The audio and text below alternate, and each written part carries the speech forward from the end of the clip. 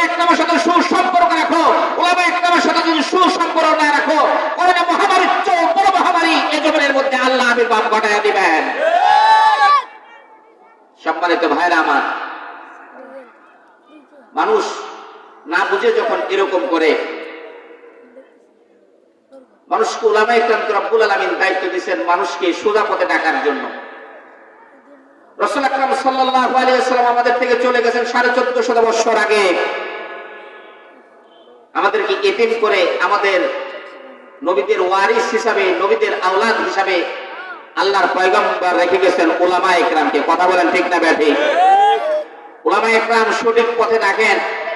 সঠিক পথে যখন আপনারা চলে আসবেন তখন এইখান থেকে আল্লাহর আসমানি গজব চলে যাবে। এই জন্য মুসলমান বাবাজিরা আমার, ভাইয়েরা আমার, আমি পবিত্র কুরআনুল কারীম থেকে একখানা আয়াত তেলাওয়াত করেছি। আয়াতের মধ্যে রব্বুল আলামিন বলতেছেন, মা আতাকুমুর রাসূলু ফাখুযুহু ওয়া মা নাহাকুম আনহু ফান্তাহু ওয়াত্তাকুল্লাহ। ও দুনিয়ার মানুষেরা, আসমানের নিচে যত মানুষ বসবাস করো, জমিনের উপর দিয়ে যত মানুষ চলাফেরা করো, আমার নাজ নিয়ামত গুলা খাও, তো মানুষ তোমাদের সঠিক পথে চলার জন্য, তোমরা এরকম বিভিন্ন ভাইরাস থেকে মুক্ত থাকার জন্য, বিভিন্ন আপদ বিপদ থেকে মুক্ত থাকার জন্য, আল্লাহর গজব থেকে বাঁচার জন্য একটা মাত্র শুধু কাজ করো, আমার পয়গম্বরকে পৃথিবীতে আমি যা কিছু নিয়ে পাঠিয়েছি এইগুলাকে তোমরা আঁকড়ে ধরো, আর আমার পয়গম্বর যেগুলা নিষেধ করেছেন সেগুলা ছেড়ে দাও। ওয়াত্তাকুল্লাহ, আর আমি আল্লাহকে ভয় করো। যদি তোমরা এই তিনটা কাজ করতে পারো, আমার পয়গম্বর যা করতে বলেছে সেগুলা করো, 2 নম্বর আমার পয়গম্বর যা কিছু করতে নিষেধ করেছে সেই কাজগুলো যদি ছেড়ে দিতে পারো, 3 নম্বর যদি আমি আল্লাহকে ভয় করো, আমি রব্বুল আলামিন ওয়াদা দিলাম এই জমিনের মধ্যে আল্লাহর গজব আর কোনোদিন দিব না। চিৎকার মেরে বলতে হবে সুবহানাল্লাহ। কাদের কুদরত দারি হর সে খাহি আকুনি, কাদের কুদরত দারি হর সে খাহি আকুনি, মুরদারা বাজা কুনি ও জিন্দারা বেজা কুনি। চিৎকার মেরে বলতে হবে আল্লাহু আকবার। ও মুসলমান বাবাজিরা আমার, ভাইরা আমার, এমন একটা ঘটনা তাফসীরের কিতাবের গুলোর মধ্যে নিয়ে আসেন। হযরত দানিয়েল আলাইহিস সালাতু ওয়াস সালাম রব্বুল আলামিন বনি ইসরাইলের নবীদের মধ্যে একজন নবী হিসেবে পাঠিয়েছিলেন।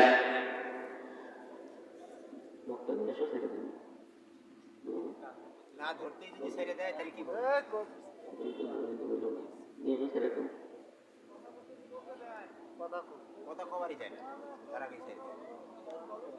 মুসলমান বাবাজিরা আমার, ভাইরা আমার, যে জিনিসটা বলতেছিলাম, তাফসীরের কিতাবে আয়াতের তাফসীর লিখতে গিয়ে মুফাসসির ইকরাম লিখতেছেন বনি ইসরাইলের মধ্যে একজন নবী পাঠিয়েছিলেন হযরত দানিয়েল আলাইহিস সালাম।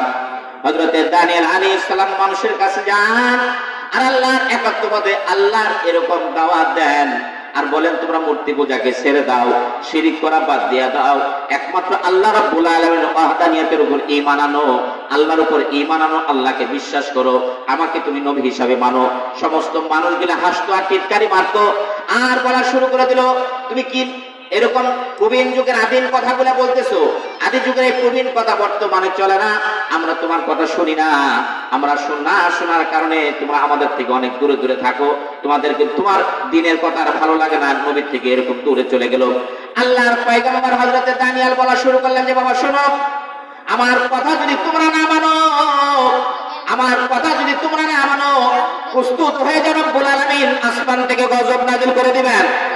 এই সমস্ত মানুষগুলা তখন হাসা শুরু করলো আর বলা শুরু করলো, এটা কেমন কথা, তার কথা না মানলে নাকি আল্লাহ গজব শুরু করে দিবেন, আযাব দিয়ে দেন, এটা কিভাবে সম্ভব? এমন বলার পরে পয়গম্বর এগুলা বলার পরে রব্বুল আলামিন পুরা জাতির মধ্যে একজন মানুষও যখন ঈমান আনলেন না, রব্বুল আলামিন পুরা জাতির উপর আল্লাহর গজব নাযিল করে দিয়ে তাদের জন্য একজন জালিম বাদশা নিযুক্ত করলেন। বাদশার নাম ছিল বখতে-নসর। বখতে-নসর যখন রাজা হলেন, রাজা হওয়ার পরে তিনি সঙ্গে সঙ্গে বিভিন্ন ধরনের আইন করলেন, যে আইনগুলো মানুষের জন্য মানা কষ্টকর, বিভিন্ন ধরনের ভয়াত বসাইলেন, যে ভয়াত মানুষের জন্য দেওয়া কষ্টকর, বিভিন্ন ধরনের ফন্দিয়াত করলেন যেগুলো মানুষ স্বাভাবিকভাবে এখান থেকে ছাড়া পায় না। এর বিরোধিতা যখন মানুষ শুরু করে দিল, সঙ্গে সঙ্গে বখতে-নসর 70,000 মানুষকে হত্যা করে ফেললেন, 70,000 মেয়েকে নষ্ট করে ফেললেন, 70,000 ছোট ছোট শিশুকে পদপিষ্ট করে এরকম তাদেরকে হত্যা করলেন। আর তখন তৎকালীন যুগের মুসলমানদের জন্য কিবলা বাইতুল মুকাদ্দাসের মধ্যে বিভিন্ন ধরনের পায়খানা দিয়ে স্তূপ দিয়ে ভর্তি করে রাখলেন। এমনকি এমন করার পরে আত্মীয় স্বজনকে যখন হত্যা করা হলো, 70,000 মেয়েকে যখন ধর্ষণ করা হলো, 70,000 এরকম বাচ্চাকে শিশুকে যখন এরকম আমাদের হত্যা করা হলো, হত্যা করার পরে এক পর্যায়ে দানিয়েল পয়গম্বর আলাইহিস সালাতু ওয়াস সালাম তাদেরকে বলা শুরু করলেন, কে রে, তোদেরকে তো বলছিলাম আমার কথা শুন, না শুনলে আল্লাহর গজব নাজিল হবে। এমন তো অবস্থার মধ্যেও ওই ব্যক্তিগুলা বলা শুরু করলো, তোমরা কথা আমি শুনতে চাই না, তোমার মাথা পাগল হয়ে গেছে। এমন তো অবস্থার মধ্যে সমস্ত মানুষগুলা যখন বুখতে নসরের বিরোধিতা করে বিভিন্ন মিছিল মিটিং শুরু করে দিলেন, কেন আমার ভাইকে হত্যা করলো, কেন আমার মেয়েকে নষ্ট করলাম, কেন আমার নাতিকে তুমি এরকম পদপিষ্ট করে ধ্বংস করে ফেললাম। মানুষগুলা যখন প্রতিবাদ হয়ে গেলেন, প্রতিবাদ মুখর অবস্থার মধ্যে বুখতে নসর এরকম হুকুম দিয়ে দিলেন, এদেরকে ধরো, সবগুলাকে ধরো। একটা একটা করে সমস্ত মানুষগুলাকে ধরলেন, ধরার পরে তাদেরকে হাত কোনাতে বেঁধে নিয়ে তৎকালীন এরকম জেলখানার মধ্যে সবগুলাকে ভরায় রাখলেন। সবগুলাকে যখন ভরায় রাখলেন, সবগুলা যখন কান্না শুরু করে দিয়েছেন, হযরত দানিয়েল পয়গম্বর আলাইহিস সালাতু ওয়াস সালাম তাদের সাথে বন্দী হলেন। দানিয়েল পয়গম্বর বলেন, কেন, আমি কি তোকে বলি নাই, আমি তো বহু আগেই বলেছিলাম আল্লাহর হুকুম মান, আল্লাহর যদি হুকুম মানিস আল্লাহর গজব আসবে না। দেখ এখন পর্যন্ত সময় আছে, আল্লাহর হুকুম মেনে নে, এই তওবা ইস্তিগফার করে সঠিক পথে চলে আয়, আল্লাহ হয়তো এখন মাফ করে দিতে পারেন। সমস্ত মানুষগুলা বলল যে কি করা যেতে পারে, কি করলে আল্লাহ রাব্বুল আলামিন মাফ করে দিবেন। হযরত দানিয়েল বলতেছেন, রাতের অন্ধকারে কি যা যা করতে বলবো তাই তাই করবি। সমস্ত মানুষগুলাকে একসাথে সমস্ত মানুষগুলাকে দানিয়েল পয়গম্বর জেলখানার ভিতরে বললেন, তোমরা এরকম সবগুলা রাতের অন্ধকারে ওযু করে এসো। শেষ রাতে যখন তাহাজ্জুদের সময় হয়ে গেল, তাহাজ্জুদের সময় হওয়ার সঙ্গে সঙ্গে সবগুলাকে ওযু করায়া দানিয়েল পয়গম্বর সবগুলাকে বলতেছেন, চক্ষু বন্ধ কর। চক্ষু বন্ধ করার পরে আমি যখন আল্লাহ বলে ডাক দেব, তোরা আমার সাথে আল্লাহ বলে ডাক দিবি, আল্লাহু আকবার বলেন। হযরত দানিয়েল পয়গম্বর যখন চক্ষু বন্ধ করে রাতের অন্ধকারে জেলখানার মধ্য থেকে লক্ষ লক্ষ মানুষগুলাকে নিয়ে একসাথে আল্লাহু আকবার বলা শুরু করে দিয়েছেন, আল্লাহ রাব্বুল আলামিনের রহমতের মধ্যে ধাক্কা মেরেছেন, আল্লাহু আকবার বলেন। হযরত দানিয়েল পয়গম্বর বলতেছেন, রব্বুল আলামিন আপনার এই বান্দাগুলো বুঝে নাই, না বুঝার কারণ রব্বুল আলামিন এতদিন আপনার পথে চলে আপনার পথে আসে নাই।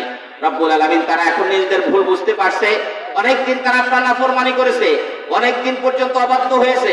রব্বুল আলামিন তাদের মাফ চাওয়ার জন্য আপনার দরবারে হাজির, আপনি মাফ করে দেন, কারণ আপনি তো গফুরুর রহিম, আপনি তো রহমানুর রহিম। আপনি যদি মাফ না করে দেন তারা কার কাছে যাইবে। এমন তো অবস্থার মধ্যে যখন তারা এরকম হযরত দানিয়েল পয়গম্বর আল্লাহর কাছে দোয়া করতেছেন, কারণ পয়গম্বরদের দয়া কিন্তু অনেক বেশি। যখন আল্লাহর কাছে দোয়া করতেছেন, কিছুক্ষণ পরে এই মানুষগুলো চক্ষু বন্ধ করে আল্লাহকে ডাকতেছেন, আল্লাহর জিকির করতেছেন, আল্লাহ আল্লাহ বলে জিকির শুরু করতেছেন। লক্ষ লক্ষ মানুষের কণ্ঠে যখন আল্লাহ আল্লাহ জিকির, হঠাৎ করে জেলার যে ছিল দৌড়ায় আসলে, যেগুলা মানুষ হঠাৎ করে রাত্রিবেলা স্লোগান দিচ্ছে জেলখানা ভাঙবে নাকি, দৌড়ায় আসা দেখে জেলখানার ভিতরে সমস্ত মানুষগুলা এরকম আল্লাহ আল্লাহ জিকির করতেছেন। তাদের আল্লাহ আল্লাহ জিকিরের সঙ্গে শুধু মানুষ নয়, জেলখানার ভিতরে ইট পাটকেল জানালা দরজা পর্যন্ত আল্লাহ আল্লাহ শব্দ করতেছেন, আল্লাহু আকবার বলেন। এমন অবস্থার মধ্যে দানিয়েল পয়গম্বর আলাইহিস সালাতু ওয়াস সালামের কাছে দৌড়ায় গেলেন, হুজুর এগুলা হচ্ছে এটা কি, কেন এই কাজগুলা করতেছেন। হযরত দানিয়েল আলাইহিস সালাতু ওয়াস সালামের সঙ্গে জেনারেল আগে থেকে একটা সুসম্পর্ক ছিল।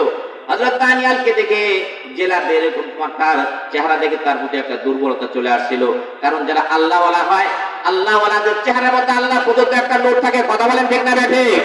যারা জালিম হয় তাদের চেহারার মধ্যে আল্লাহ প্রদত্ত নূর থাকে না।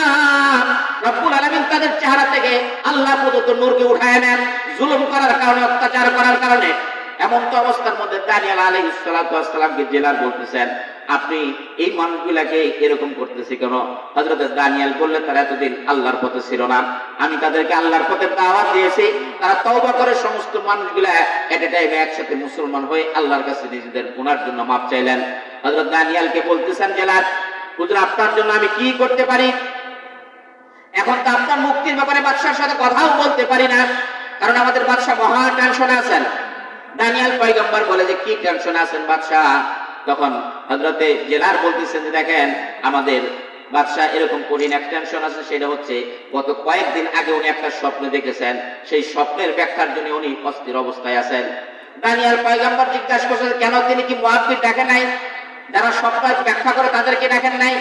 জেলার বলতেছে হুজুর এদেশের সর্বশ্রেষ্ঠ যারা তাবির, যারা মুআব্বির, যারা কোরআন এরকম স্বপ্নের ব্যাখ্যা করেন এরকম অনেক মানুষকে ডেকেছিলেন, কারণ তারা সবাই রাজার দরবারে এসে বলল আপনি কি স্বপ্ন দেখেছেন স্বপ্নটা বলেন, আমরা তার ব্যাখ্যা করে দিব। এমনটা অবস্থার মধ্যে বাদশা বুখতিনসর বলতেছে আমি যে স্বপ্ন দেখেছি স্বপ্নটা আমার মনে নাই, আমি যে স্বপ্ন দেখেছি এই স্বপ্ন তোমাদেরকে বলতে হবে, এই স্বপ্নের ব্যাখ্যাও বলতে হবে। আগামী 3 দিন সময় দিলাম, 3 দিনের মধ্যে বলতে না পারলে আমি তোমাদের সবগুলার কাল্লা কেটে ফেলবো। হযরত দানিয়েল পয়গম্বর আলাইহিস সালাতু ওয়াস সালাম এটা শোনার পরে বলতেছেন ও জেলার তোমার রাজা কি স্বপ্ন দেখেছে সেটাও আমি জানি, আল্লাহু আকবার বলেন। তোমার রাজা যে স্বপ্ন দেখেছে সেই ব্যাখ্যাও আমি জানি, আল্লাহু আকবার বলেন। তখন জেলার বলতেছে হুজুর এই কথাটা আর কারো বলেন না, আমি রাজার কানে কানে গিয়া বলবো, তাহলে আমারও একটু প্রমোশন হবে, আপনাকে জেলখানা থেকে বের করার একটা ব্যবস্থা করে দেব। পয়গম্বর বলতেছে ঠিক আছে যাও। জেলার পরের দিন রাজার দরবারে গিয়ে বলতেছেন রাজা মহোদয় আপনি যে স্বপ্ন দেখেছেন আমার জেলখানার মধ্যে একজন মানুষ আছে, আপনি যে স্বপ্ন দেখেছেন স্বপ্ন বলতে পারবে, স্বপ্নের যে ব্যাখ্যা আছে সেটাও সে বলে দিতে পারবে। এমন তো অবস্থার মধ্যে বাদশা বলতেছেন কই তাড়াতাড়ি তাকে নিয়ে আয়। হযরত দানিয়েল পয়গম্বরের কাছে যখন জেলার গিয়ে বলতেছেন হুজুর চলেন যাই, দানিয়েল পয়গম্বর বলতেছেন দেখেন আমার কাছে কিন্তু আমি কিন্তু রাজার কাছে এরকম, রাজার কাছে আমার দরকার নাই, আমার কাছে রাজার দরকার, আমার রাজার কাছে দরকার নাই, বুখতিনসরের কাছে আমার দরকার নাই, আমার কাছে তার দরকার। অতএব আমি তার কাছে যাইতে পারি, তাহলে কিন্তু আমাদের কিছু শর্ত আছে। জেলার বলতেছেন কি শর্ত আপনি বলেন, আমি রাজা মহোদয়কে বলি। হযরত দানিয়েল পয়গম্বর বলেন আমি সহ গত রাতে জেলখানার মধ্যে যতগুলা মানুষ এখানে দাঁড়িয়ে আল্লাহ রাতের অন্ধকারে চক্ষু বন্ধ করে আল্লাহকে ডাক দিয়েছে সবগুলাই বিনা শর্ত এরকম জেলখানা থেকে বের করে দিতে হবে। জেলার বলে এটা কি সম্ভব নাকি? সম্ভব না হলে আমি যে স্বপ্ন দেখেছি স্বপ্নের কথা আমি বলবো না, রাজা যে স্বপ্ন দেখেছে সেটা ব্যাখ্যাও আমি বলবো না, তুমি তোমার রাজাকে গিয়া বলো। পয়গম্বরের কথা শোনার পর জেলার গেছেন রাজার দরবারে গিয়ে বলতেছেন রাজা মহোদয় পয়গম্বর দানিয়েল আলাইহিস সালাতু ওয়াস সালাম আপনার স্বপ্ন বলবেন, স্বপ্নের ব্যাখ্যাও বলবেন, তবে শর্ত হইতেছে সে সহ জেলের মধ্যে তার গোষ্ঠীর তার এলাকার যতগুলা মানুষ বন্দী আছে সবগুলাকে ছেড়ে দিতে হবে। রাজা বলেন সবগুলাকে ছেড়ে দাও। চিৎকার মেরে বলেন আল্লাহু আকবার। মুসলমান বাবাজিরা আমার ভাইরা আমার, গল্প বলা উদ্দেশ্যটার সামনে দেখেন কি হচ্ছে সেই জিনিসটা বুঝেন। এমন তো অবস্থার মধ্যে যখন জেলার দানিয়েল আলাইহিস সালাতু ওয়াস সালামের কাছে গেছেন, দানিয়েল আলাইহিস সালাতু ওয়াস সালাম বলতেছেন যে আমি যাইতে পারি, আমি যেহেতু রাজার অতিথি আমাকে স্বাভাবিকভাবে নিয়ে গেলে আমি রাজার দরবারে যাব না, আমাকে লাল গালিচা দিয়ে তারপরে নিয়ে যাইতে হবে। চিৎকার করে বলেন আল্লাহু আকবার। সম্মান দেওয়ার মালিক কে? আর জোরে বলেন সম্মান দেওয়ার মালিক কে? ইজ্জত দেওয়ার মালিক কে? বেইজ্জতি করার মালিক কে? সে মহান আল্লাহ। আসমান থেকে ইজ্জত আল্লাহর ইজ্জতকে হেফাজত করেন এবং রক্ষা করেন। ইজ্জত দুনিয়ায় জোর জবরদস্তি করে নিলে হয় না, ইজ্জত কে দেন? আল্লাহ দেন। দানিয়েল পয়গম্বর যখন প্রস্তাব দিলেন আমি সাধারণ রাস্তা দিয়ে যেতে রাজি নই, আমার জন্য রাজ দরবার পর্যন্ত লাল গালিচা বিছানার ব্যবস্থা করতে হবে। বললো যে ঠিক আছে, লাল গালিচার ব্যবস্থা করলেন। রাজার দরবারে যখন তার ঘরের মধ্যে ঢুকবেন, হাকিমুল উম্মাহকে খতিব কিতাবের মধ্যে লিখতেছেন যখন রাজার দরবারে ঢুকবেন, রাজার দরবারে যে ঘর আছে ওই ঘরের মধ্যে ফুরনিশ করে মাথা ঝুঁকে তারপরে ঢুকতে হয়। দানিয়েল আলাইহিস সালাতু ওয়াস সালাম আল্লাহর পয়গম্বর কি কারো সামনে সিজদা করতে পারেন? আরো জোরে বলেন আর কারো সামনে কি সিজদা করতে পারেন? আল্লাহর পয়গম্বর কারো সামনে সিজদা করতে পারেন না। আল্লাহর পয়গম্বর দানিয়েল আলাইহিস সালাতু ওয়াস সালাম মাথা না নয়ে নিজের পাটা আগে ঢুকায় দিলেন। বাদশা জিজ্ঞাসা করতেছেন সমস্ত মানুষগুলো আমার দরবারের মধ্যে আইসা মাথা ঢুকাই দেয়, তুমি কেন পা ঢুকাই দিলা? হযরত দানিয়েল বলেন যে রাজা মহোদয় আমি আপনার সমস্যার সমাধান করার জন্য আসছি, পা যে ঢুকাই দিয়েছি এতে করে আপনারও লাভ আমারও লাভ। বিস্তারিত জানতে চাইলে আসল কথা হারায় যাবে, আমি আপনার আসল ব্যাখ্যা দেওয়ার জন্য আসছি। দানিয়েল পয়গম্বরের কথা শোনার পরে হঠাৎ করে রাজা বুখতিনসর বলতেছে সব বাদ, তুমি যা করছো সব ঠিক, তুমি পা দিয়েছো এটাও ঠিক, তোমাকে লাল গালিচা নিয়ে আসছি সব ঠিক, তুমি যা বলো সব সঠিক, এবার বলো আমি কি স্বপ্ন দেখেছি, তারপরে স্বপ্নের ব্যাখ্যা আমাকে বলো, না হলে এই স্বপ্ন